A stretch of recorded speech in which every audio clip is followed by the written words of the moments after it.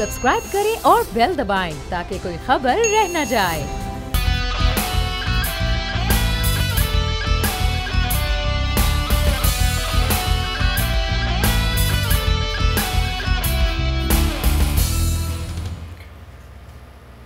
अस्सलामुअलैकुम नाज़रीन, प्रोग्राम में आपको कहेंगे खुशामदीद। मैं हूँ महविश अनस और मेरे साथ मौजूद हैं बोल न्यूज़ के एडिटर इन चीफ नज़ीर लगारी साहब। नाज़रीन, कल का दिन एक इंतहाई अफसोसनाक दिन था।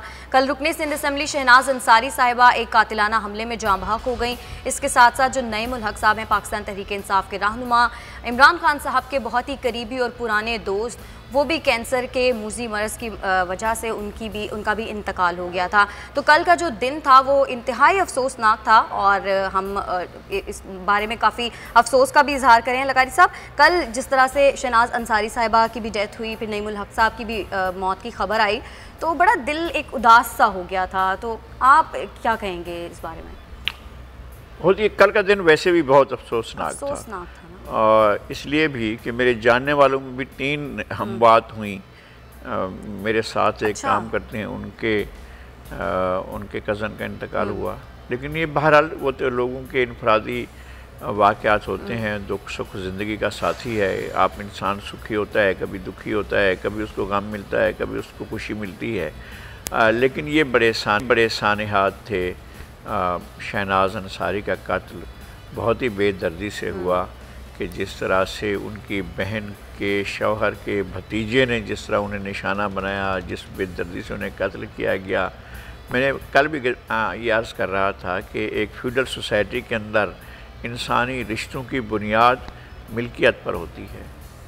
मिल्कियत ही इंसानों के बारे में तय होता है कि इसके साथ आपका ताल्लुक़ कैसा होगा। ये प्रॉपर्टी के तौर पर चीज़ें होती हैं और ताल्लुकात भी प्रॉपर्टी जैसे होते हैं। ये बीमार थे, हमारे बहुत ही अच्छे दोस्त थे और हमारा बहुत देरीना उनके साथ था। पीटीआई के जिन लोगों से हमारा ताल्लुक़ बिल्कुल आगाज़ में हुआ था, नईमुल हक उनमें थे और इंतहाई सुलझे हुए, इंतहाई समझदार, ज़ी फ़हम सियासी कारकुन थे। असल में हमारे यहाँ सियासी कारकुन नहीं रह गए हैं, हमारे यहाँ अब इंस्ट्रूमेंट रह गए हैं। चाहे वो खुशामद के इंस्ट्रूमेंट हों, चाहे वो अपने बॉसेस की चोरियां छुपाने के इंस्ट्रूमेंट्स हों, चाहे वो अगर कोई करप्शन हो रही हो तो उसको छुपाने के या ख़ुद करप्शन में शरीक होने के इंस्ट्रूमेंट हों। इस तरह की कोई चीज़, इस तरह की कोई आलाइश नईमुल हक पर हमें कभी नज़र नहीं आई। वो एक सुलझे हुए सियासी कारकुन थे और इतने बावकार थे कि जब आप उनसे बात करती तो लगता था कि आप वाकई किसी बावकार आदमी से मिल रही हैं। उनका चला जाना, उनका इस दुनिया से रुखसत होना और उनका एक और दुनिया में चले जाना, वो हम सब के लिए और हमारी सियासी जितनी भी सियासी कैडर है तमाम जमातों का, एक ये पीटीआई का नुकसान नहीं है। ये नुकसान जो है वो इसी तरह से पीएमएलएन का भी है, पीपल्स पार्टी का भी है। एक बहुत ही काबिल एहतराम सियासी कारकुन हमारे दरमियान से उठ गए हैं। बहुत अफसोस है और दुआ की जा सकती है कि अल्लाह ताला उनके दर्जात बुलंद, जन्नतुल फिरदौस में आला मकाम अता फरमाएं। नाज़रीन, प्रोग्राम के फर्स्ट क्लिप की जानिब बढ़ेंगे और बात करेंगे कपास की पैदावार के हवाले से। गुज़िश्ता कई सालों से शुगर माफिया की वजह से हमने देखा कि जो कपास की पैदावार है वो मुतासिर हो रही है, क्योंकि जो गन्ने की पैदावार है उसकी खासी हौसला अफजाई की जा रही है। तहरीक इंसाफ जब इक़्तिदार में नहीं आई थी तो खान साहब की जानिब से बड़ी बड़ी बातें की जाती थी। कहा जाता था कि ज़राअत की जो पैदावार है उस पर फोकस किया जाएगा, क्योंकि इससे जो नौकरियों के हैं वो बहुत सारे मौके पैदा होंगे। साथ साथ ये भी कहा जाता था कि कपास पाकिस्तान की चूंकि अहम तरीन फसल है और उसकी पैदावार से रोज़गार और मुआशी तरक्की के मौके पैदा होंगे। लेकिन हमने ये देखा कि ऐसा कुछ भी नहीं हुआ और शुगर माफिया इन सब चीज़ों को ले डूबा। इस हवाले से आपको क्लिप दिखाते हैं, फिर लगारी साहब से बात करेंगे। क्लिप आपने देखा। लगारी साहब, इस कौम का क्या कसूर है कि इसे इतने झूठे हुक्मरान मिले? देखिए, माजी में जो कुछ हुआ है बहुत बुरा हुआ है। अच्छा। पीपल्स पार्टी के दौर में किसानों के लिए कुछ रिलीफ दिया गया था। अमूमन ये होता था 90s के अशरे में एक किसान थोड़ा सा उसे इकोनॉमी डेवलप होती थी, वो इस काबिल हो जाता था कि अपने कच्चे घर को, मट्टी के गारे के बने हुए घर को कच्ची ईंटों से या पक्की ईंटों से एक कमरे का एक घर बनवा लेता था।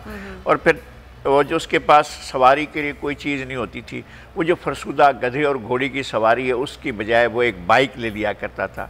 लेकिन जो ही दूसरी हुकूमत आती थी उसका जो फोकस होता था वो इंडस्ट्री पर और ट्रेड पर होता था, और इंडस्ट्री भी उसके अंदर भी वो ये देखा जाता था कि इसमें इंटरेस्ट कितना आ रहा है, यानी पर्सनल हुक्मरानों का इंटरेस्ट जो है उसको कितना सर्व किया जा रहा है। उसमें मास्टर्स का इंटरेस्ट बहुत कम होता था या मज़दूर का इंटरेस्ट बहुत कम होता था। यहाँ किसानों को कुछ ना कुछ उसका मिल जाता था। फिर ये हुआ कि साबिक हुक्मरानों ने, PMLN ने फोकस किया कि पाकिस्तान को चीनी पैदा करने वाला मुल्क बनाया जाए। उनने मार्केट को नहीं देखा कि इंटरनेशनल मार्केट में चीनी की क्या हैसियत होगी। उन्हें ये पता था कि हमारा जो कॉटन सेक्टर है इसके अंदर बड़ा पोटेंशियल है। अच्छा। और कॉटन सेक्टर की वजह से हम दुनिया में कम्पीट करते थे, हम दुनिया की दूसरी बड़ी टेक्सटाइल की इंडस्ट्री की हैसियत रखते थे। लेकिन ढाका ने और बांग्लादेश ने इस पूरी पोजीशन को कैटर किया। हमारे यहाँ से एक सिस्टम के तहत, एक जाने बूझे तरीके के तहत इन्वेस्टर को और फाइनेंसर को यहाँ से भगाया गया और बांग्लादेश का रास्ता दिखाया गया। उसने वहाँ जाकर जो है वो उसकी वहाँ पैदावार हुई, वहाँ टेक्सटाइल इंडस्ट्री को फ़रोग हुआ। दुनिया में चीन के बाद अब बांग्लादेश दूसरा बड़ा मुल्क है जो कॉटन एक्सपोर्ट करता है या टेक्सटाइल की मसनूआत एक्सपोर्ट करता है। पाकिस्तान पीछे चला गया। जो अब असल ज़मीन ही पाकिस्तान की थी, असल कॉटन ही पाकिस्तान की थी। दुनिया के अंदर ये जो पंजाब और सिंध की सरजमीन थी ये है ही कॉटन के लिए। इसको तो देखकर वहाँ जो डच आए थे, जो पुर्तगीज़ आए थे, जो फ्रेंच आए थे, वो तो पागल हो गए थे कि ये हमारे दरख्तों पर ऊन उगी हुई है, वो इसको ऊन समझकर इसको वो कर रहे थे। लेकिन हमने उसका बेड़ा गर्क कर दिया। हम गन्ना काश्त करने लगे, गन्ना की मार्केट नहीं थी, वो इंडिया को भेज दिया करते थे, उससे पैसा कमाते थे, फिर इंडिया से फिर इंपोर्ट करते थे, फिर उससे अलग पैसा कमाते थे। इसी मुल्क का यही चक्कर चलता रहा है। लेकिन लगारी साहब, बात तो हो रही है ना हुक्मरानों के झूठे दावों और वादों की। जैसे करप्शन के इल्ज़ामात पर एहतसाब होता है, इसी तरह अगर झूठे वादों और दावों पर सियासतदानों का एहतसाब होने लग जाए तो आपको लगता है कोई ऐसा सियासतदान बचेगा जिसने कभी झूठ ना बोला? देखिए, हम झूठे दावों और झूठे वादों पर अगर हम जाते हैं तो फिर पाकिस्तान की तो पूरी तारीख ही इस बात की है ना। हमें पाकिस्तान जो बताया गया, अगर आप 40 से 47 तक की मुस्लिम लीग की मूवमेंट को पढ़ें तो ऐसे पाकिस्तान का ख्वाब है जो इस पूरे खित्ते के अंदर एक बहुत बड़ा पोटेंशियल लेकर आगे बढ़ रहा है। लेकिन पाकिस्तान बनते ही जो अशराफिया इस मुल्क पर काबिज हुई, जिसने इस मुल्क पर कब्जा किया, उसने झूठ की बुनियाद पर इस मुल्क को चलाया। कायदे आज़म की पहली नशरी तकरीर मैंने बताया था ना कि सेंसर कर दी गई कि नहीं, कायदे आज़म की तकरीर नहीं जाएगी। जिस मुल्क के जो आउटलाइन दे रहे थे कि कॉन्स्टिट्यूशन क्या है, उसको रोक लिया गया, उसको नहीं जाने दिया गया और कहा गया कि जनाब हुकूमत ने रोक दिया। भाई, कायदे आज़म से भी सुपर कोई हुकूमत है तो फिर बताएं। फिर उसके बाद से लेकर अब तक इसने सिर्फ पॉलिटिशियंस की हद तक नहीं कह रहा हूँ मैं, सियासतदान गुनाहगार हैं, संगीन गुनाहगार हैं, बहुत गुनाहगार हैं, लेकिन असल गुनाहगार सियासतदान नहीं है। असल गुनाहगार इस मुल्क की इस्टेब्लिशमेंट है, इस मुल्क की ब्यूरोक्रेसी है और हर तरह की ब्यूरोक्रेसी। सही, ठीक है। लेकिन इस वक्त जो आम एक आदमी है उसका मसला महंगाई है। कुछ रोज़ पहले कौमी असम्बली का इजलास हुआ और इजलास का जो एजेंडा था वो महंगाई था, लेकिन हमने देखा कि एजेंडा जो था वो शुरू तो बहस महंगाई से हुई, लेकिन उसके बाद वो ज़ातियात पर आकर ख़त्म हो गई। क्या कहा गया, किसकी जानिब से कहा गया, आपको दिखाते हैं। नाज़रीन, गरीब से लेकर अमीर तक मुआशरे के हर तबके के दरमियान एक लड़ाई जारी है और वो लड़ाई है महंगाई बामुकाबला कमाई के दरमियान। लगारी साहब, पूरी कौम ने देखा कि एक इजलास शुरू होता है और इजलास का एजेंडा होता है महंगाई। बहस भी शुरू होती है, लेकिन उसके बाद वो ज़ातियात पर पहुंच जाती है और पूरा जो मुल्की मीडिया है उसने खबरें चलानी थी कि कौमी असम्बली में महंगाई के हवाले से क्या बातें हुई। लेकिन उसके बाद हमने देखा ख्वाजा आसिफ, बिलावल भुट्टो जरदारी, मुराद सईद साहब, इन सब के जो बयानात थे वही चलते रहे। असल मसला झुमका तू है। ऐसे मसले हल होंगे? इस महंगाई का कोई इफेक्टरी लोग हैं, आम लोग जो मुतासर हो रहे हैं, लाखों में, करोड़ों में, लेकिन हज़ारों में ऐसे लोग भी तो हैं जो इस महंगाई के बेनिफिशरी हैं, जो इससे फ़ायदा उठा रहे हैं, जिनके घर में दौलत की रेल पेल है। हर महंगी चीज़ पर वो बेनिफिट ले रहे हैं। उन बेनिफिट उठाने वालों में क्या वो ऐवानों में नहीं बैठे हुए हैं? क्या वो असम्बली में नहीं बैठेंगे? क्या वो ये चाहेंगे कि इस पर बहस होती रहे? वो तो ये चाहेंगे कि बहस को डाइवर्ट किया जाए। उनके वो या उनके नुमाइंदे या उनके उनके उनके भेजे हुए अफराद या उनके नामजद अफराद या उनके, वो तो चाहेंगे कि टांग तोड़ लीजिए बहस की और बहस को जो है एक जगह से दूसरी जगह ले जाया जाए, असल एजेंडे पर न रहें। तो इस तरह की कोशिशें तो होती हैं और ट्रेजरी बेंच तो इस तरह से करता है कि भाई बात एक ख्वाजा आसिफ साहब तो महंगाई की बात कर रहे हैं ना, फिर आप पिछली दास्तानें फलां कहानियाँ पहले महंगाई पर बात कर लें, फिर उसके बाद और दास्तानें भी कर लीजिएगा। बिलावर बात करते हैं तो बिलावर को नोटिस पहुंच जाता है कि लीजिए आप आ जाइए ज़रा, आप पेश हो जाइए, आपका नैब वाले इंतज़ार कर रहे हैं, आजा मेरा आजा मेरे बाल माँ तेरा इंतज़ार है, वो वहाँ इंतज़ार हो जाता है कि वहाँ पहुँचे, आपने महंगाई पर क्यों बात की। या इस तरह की सूरत हाल होती है तो फिर इस तरह के नताइज बरामद होते हैं। बेनिफिशरी है महंगाई का भी कोई बेनिफिशरी है, महंगाई का अल्टीमेट बेनिफिशरी तो बहरहाल IMF है ना। उसने पाकिस्तान को सुकेड़ कर एक ख़ास उसकी GDP को एक ख़ास हद तक रखना है, पाकिस्तान की मईशत को एक ख़ास हद तक रखना है और चारों तरफ से एक लोहे की तार से बांधना है कि इससे फैल ना सके। हमारे यहाँ शाहदुल्ले पंजाब में ना, शाहदुल्ले के मज़ार पर बच्चों को ले जाकर उनके सर पर जो है वो एक खोद लगाकर उसको कर देते हैं ताकि उसका सिर ग्रो ना करे। IMF जो है और ये आलमी इदारे WTO हो या वर्ल्ड बैंक हो या IMF हो, इनका बुनियादी किरदार तो ये है कि उभरती हुई मैशतों, तरक्की पजीर मैशतों, बदहाल लोगों के उनको बदहाली के चक्कर से बाहर ना निकलने दिया जाए और सारी की सारी दौलत जो जहाँ जहाँ है उसको समेट कर वहाँ शिफ्ट कर दिया जाए जहाँ पहले से दौलत है। तो सारे के सारे अब दुनिया भर की तमाम दौलत चंद ख़ानदानों के पास रह गई है। ये सूरत हाल है। लेकिन उनके ज़ैली बेनिफिशरी आपके मुल्क में भी रहते हैं, हमारे यहाँ भी रहते हैं, हमारे मुल्क में भी रहते हैं, पाकिस्तान में रहते हैं। तो वो उस मफाद का ख़ास ख्याल रखते हैं कि उसको ज़क नहीं पहुंचना चाहिए, पैसे आता रहना चाहिए, महंगाई होती है, लोग भुगतते रहेंगे। लगारी साहब, इस तरह से जब होता है कि असल मुद्दे से हटाया जाए और लफ्ज़ी गोलाबारी शुरू हो जाए हुकूमत और अपोजिशन के अरकान के बीच में, तो जो स्पीकर कौमी असम्बली है उनकी क्या जिम्मेदारी बनती है? वो सुप्रीम इदारे के सुप्रीम डेकोरम को किस तरह मैनेज करें?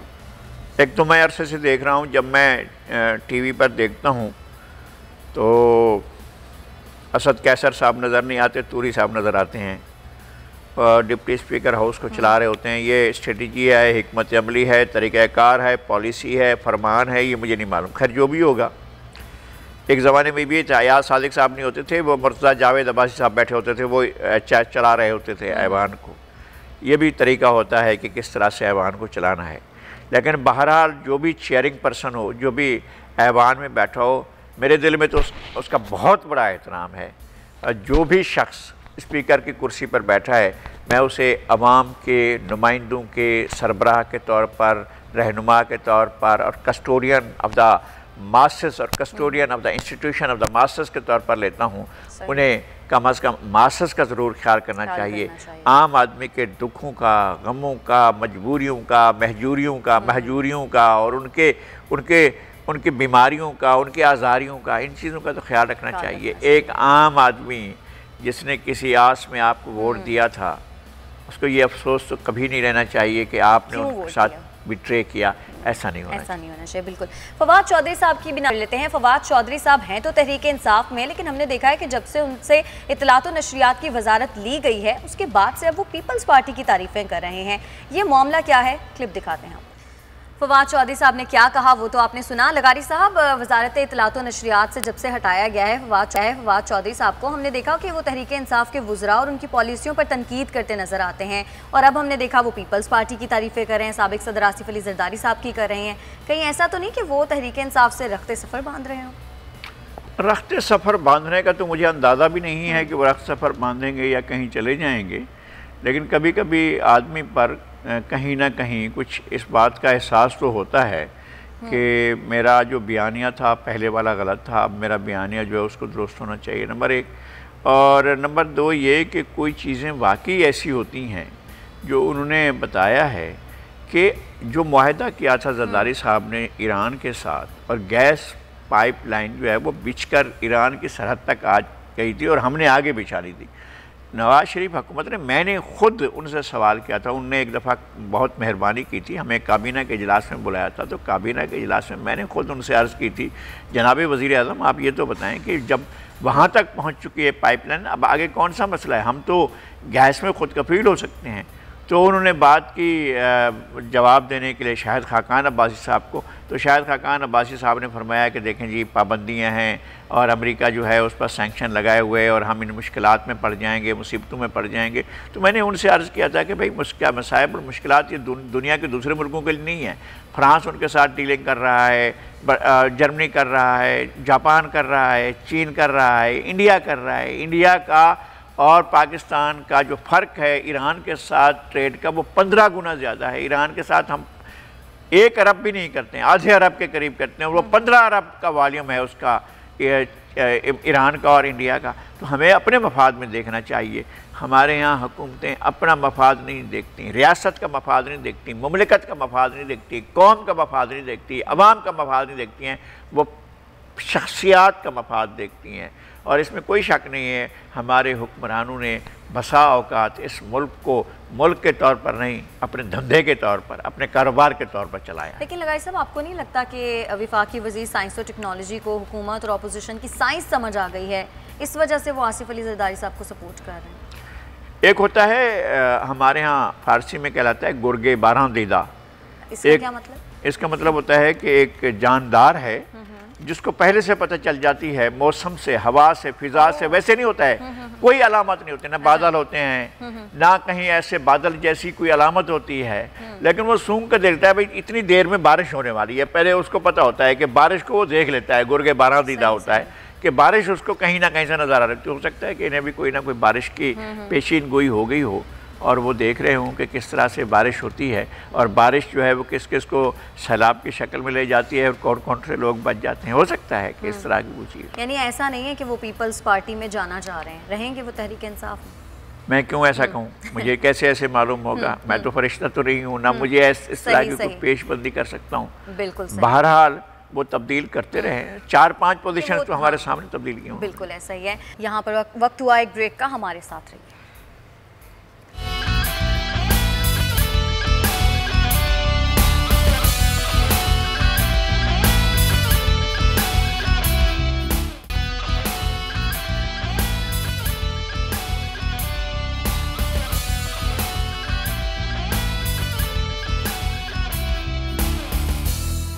Welcome back. लगारी साहब, अक़वाम मुत्तहिदा के सेक्रेटरी जनरल इस वक्त पाकिस्तान के 4 रोज़ा दौरे पर इस्लामाबाद में मौजूद हैं। अब से कुछ देर पहले वो उनकी दफ्तर ख़ारजा आमद हुई। उनका ये जो 4 रोज़ा दौरा है, ये कितना अहम है? मेरे ख्याल में इस खित्ते में बहुत अहम दौरा है। 2 मेजर डेवलपमेंट्स हो रही हैं आपके खित्ते के अंदर। एक तो ये कि पिछले 6 महीने से ज़्यादा अरसे से कश्मीर की 1 करोड़ आबादी को कैद में रखा गया है। ये बहुत बड़ा वाक़या है तारीख़ का। अगरचे हम शायद उसको बेहतर तौर पर कवरेज नहीं कर पा रहे हैं जितनी उसकी अहमियत और जितनी संगीनी है, बल्कि लोकल मीडिया भी पाकिस्तान का नहीं बल्कि इंडिया और पाकिस्तान का और रीजन के मीडिया को भी इसको टॉप स्टोरी रखना चाहिए हमेशा, जब तक कि ये सूरत हाल बरकरार है। और हमारे साथ अफ़गानिस्तान में बहुत बड़ी डेवलपमेंट हो रही है और वहाँ पर तालिबान के और अमेरिका के मुज़ाकरात किसी हतमी नतीजे तक पहुँचने वाले हैं और वहाँ पर कोई मुआहदा होने वाला है और माहदे की तफसीलात तय की जा रही हैं। क्या जंगबंदी होती है, विड्रॉल होता है, अमरीकी फ़ौजें वहाँ से जाती हैं, नई डेवलपमेंट्स क्या होती हैं, वहाँ पर पीस का कैसे होगा, अमन कैसे रखा जाएगा, क्या तालिबान आइंदा किसी किस्म की कोई कार्रवाई करेंगे नहीं करेंगे, उनका पॉलिटिकल स्पेस क्या होगा, क्या वो पॉलिटिकल स्पेस हासिल कर पाएंगे नहीं कर पाएंगे। तो ये एक बड़ी डेवलपमेंट्स हो रही हैं। और दूसरा, विद इन पाकिस्तान हमें भी एक बड़े अहम दौर से गुज़रना पड़ रहा है।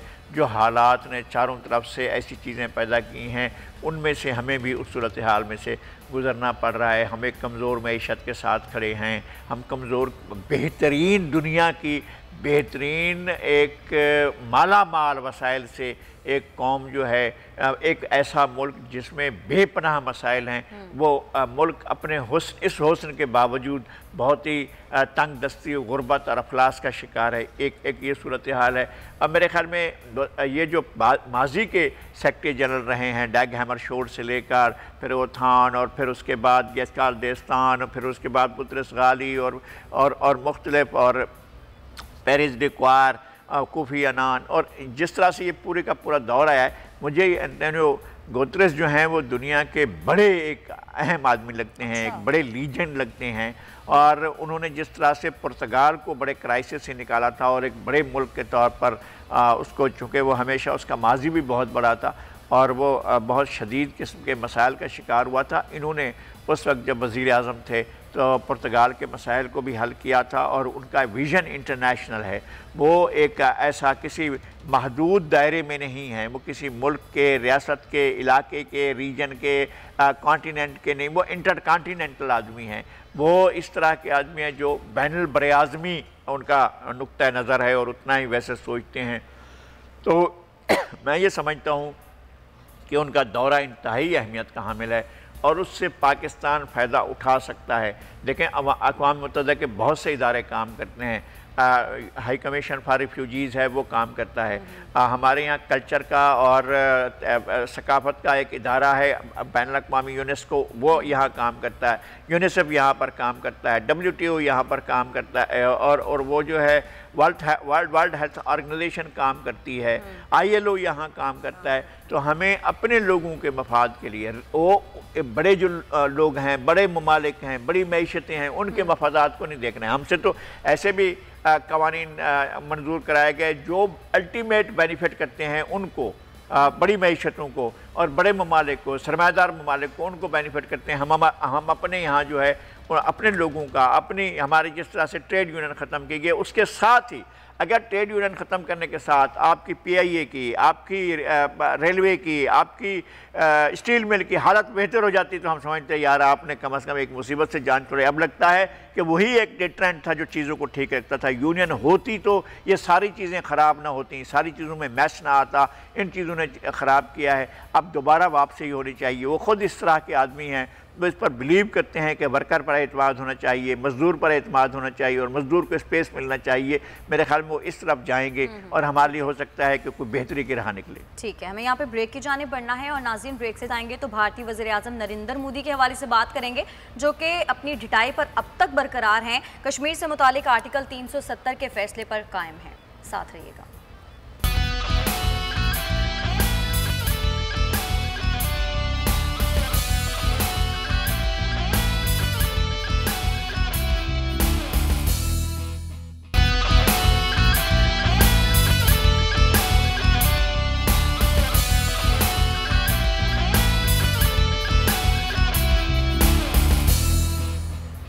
वेलकम बैक नाज़रीन, बात कर लेते हैं भारतीय वज़ीर आज़म नरेंद्र मोदी की जो कि दुनिया भर के दबाव के बावजूद अपने फैसलों पर कायम है। कश्मीर से मुतालिक आर्टिकल 370 के फैसले पर भी कायम है और इसके अलावा जो मुतनाज़ शहरियत कानून है उसके फैसले पर भी कायम है। लगारी साहब, इसके साथ साथ भारतीय वज़ीर आज़म ने बाबरी मस्जिद की जो ज़मीन है, 67 एकड़ ज़मीन मुतनाज़ ज़मीन, उसको भी राम मंदिर ट्रस्ट के हवाले करने का ऐलान कर दिया है। तो ये मोदी सरकार जो है ये अपने लिए खुद ही मुश्किलात बढ़ा नहीं रही? एक तो वहाँ उनके साथ जो इंस्टीट्यूशन है उन पर भी वही पागलपन सवार है। जो सुप्रीम कोर्ट का फ़ैसला था वो भी ऐसा ही था और वहाँ पर आर्मी जो है उसके जो हेड्स हैं इस दफ़ा उनका भी दिमाग इंतहा पसंदी की तरफ है और वो भी उसी सोच के हामिल हैं। कानून को, रवायात को, कस्टम्स को, कन्वेंशंस को और हिंदुस्तान के माजी को, हिंदुस्तान के माजी करीब को, उसकी तमाम जो बेहतरी थी अगर और सलाहियतें थीं अगर और अगर लीडरशिप थी अगर और कुछ नज़रियात थे अगर, उन सब को नज़रअंदाज करके एक बिल्कुल तंग नज़री पर मुश्तमिल गैर जमहूरी तर्ज़ अमल के तौर पर एक इंतहाई फाशिस्ट हुक्मरान के तौर पर वो अपने अक़दामात का इसरार भी कर रहे हैं, तकरार भी कर रहे हैं और आगे उस पर बढ़ भी रहे हैं। मेरे ख़्याल में जब ऐसी सूरत हाल पैदा होती है तो छोटे छोटे ममालिक तो इसको सह भी नहीं सकते हैं, वो आन की आन में ख़त्म हो जाते हैं। लेकिन बड़े ममालिक भी देखें, क्रोएशिया किस बात का शिकार हुआ था। क्रोएशिया के अंदर बहुत ममालिक का एक मुल्क बना हुआ था। रूस के इलाके थे, पोलैंड के इलाके थे, स्कैंडिनेवियंस के कुछ इलाके थे, यूरोप के कुछ इलाके थे और जर्मनी उनका बड़ा बादशाह बना हुआ था। लेकिन फिर क्या हुआ? यही हुआ कि जनाब अली पहले तो नेपोलियन की जंगों ने उसको बहुत बदहाल किया, पर नेपोलियन की जंगों के बाद खुद जर्मनी अपने बोझ से ढह गया था और वो सुपर पावर नहीं रहा था। ये इंडिया, और फिर आखिर में जब बिल्कुल फाशिस्ट रवैया अख्तियार किए, जब नाजी पार्टी आई और उसने तंग नज़री का, जब हिटलर आया और साथ में इटली में मैसोलिनी आ गया और उन्होंने ये तंग नज़री का नुक्ता नज़र अपनाया जो मोदी अपना रहे हैं। देखें, उनका मुल्क फिर भी एक बात है कि वहाँ जर्मनी ही थे ना, इटली में रोमन थे। यहाँ पर 1800 ज़ुबानें बोली जाती हैं। जॉर्ज अब्राहम ग्रियर्सन ने जो तहकीक की है, यहाँ पर 1800 ज़ुबानें बोली जाती हैं, तो लोग ही बोलते हैं ना। वहाँ पर इतनी तहजीबें हैं, वहाँ पर एक दूसरे के साथ मुतसादिम तहजीबें हैं जिनको सेकुलरिज्म ने एक किया हुआ था। बुद्ध मत की बड़ी तहजीब, जैन की बहुत बड़ी तहजीब, टामिल्स की बहुत बड़ी तहजीब, तेलुगु की अपनी बहुत बड़ी तहजीब है, मराठीज़ की अपनी बड़ी तहजीब है। ये सारी तहजीबें अगर अपने अपने वतन का वो करने मुतालबात करने लगे तो इंडिया कहाँ यूनाइट रहेगा। इंडिया की यूनिटी का कोई एक अलामत थी ना, वो ये थी कि वो सेकुलर रियासत के तौर पर सर्वाइव कर रहा था। सेकुलरिज्म का भांडा फोड़ दिया है और उस बर्तन को चौराहे में मोदी ने और मोदी सरकार के साथ इंडिया की सुप्रीम कोर्ट ने और आर्मी ने मिलकर तोड़ा है। अब उसके बाद उसके नतायज को भुगतने के लिए तैयार रहें। वो अगर ना तो आर्टिकल 370 को वापस बहाल करने पर मुत्तफिक है, ना वो कश्मीर की साबिका हैसियत को बहाल करने पर, और वो इमिग्रेंट एक्ट भी वही रखना चाहते हैं जो उन्होंने मंजूर किया है, तो फिर इंडिया के टुकड़े टुकड़े होने का इंतज़ार करें। ये मेरी पेशीन गोई है, ये मैं देख रहा हूँ इंडिया को टूटते हुए और टूट कर बिखरते हुए और टुकड़े टुकड़े होते हुए मैं देख रहा हूँ। ये मेरा ऐसी कोई वो नहीं है कि मैं कोई लंबी छोड़ रहा हूँ या मैं ये कह रहा हूँ कि जनाब मैंने कोई बहुत बड़ी बात कर दी है। ये बिल्कुल नतीजा है, ये रियाजियाती नतीजा है कि इसका अंजाम यही होगा। और अगर मोदी बरकरार रहता है, मोदी के हर धर्मी और पॉलिसियाँ बरकरार रहती हैं तो टूट जाएगा। ठीक है, बहुत शुक्रिया आपका नज़ीर लगारी साहब आज के लिए। नाज़रीन, आज के इतना ही। अब अगले हफ्ते आपकी खिदमत में हाजिर होंगे, तब तक के लिए हमें इजाज़त दीजिएगा। अपना बहुत ख्याल रखिएगा। अल्लाह निगहबान।